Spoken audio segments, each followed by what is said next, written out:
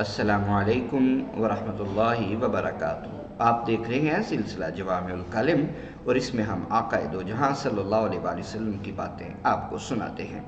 عن ابی ہریرہ قال قال رسول اللہ صلی اللہ علیہ وسلم یقول اللہ تعالی کل عمل ابن آدم لہو فالحسنۃ بعشر امثالها الى 700 ضعف الا الصيام هو لي وانا اجزي به انه يترك الطعام وشهوته من اجلي ويترك الشراب وشهوته من اجلي فهو لي وانا اجزي به۔ اس کو امام دارمی نے اور امام احمد بن حنبل نے روایت کیا۔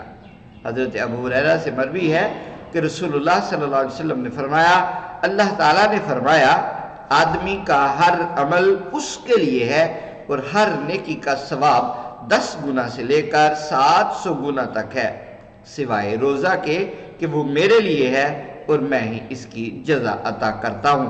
یقیناً وہ روزہ دار کھانا اور شہوت نفسانی کو میری وجہ سے ترک کرتا ہے اور اپنا پینا اور شہوت میری وجہ سے ترک کرتا ہے، پس وہ روزہ میرے لیے ہے اور میں ہی اس کی جزا عطا کرتا ہوں۔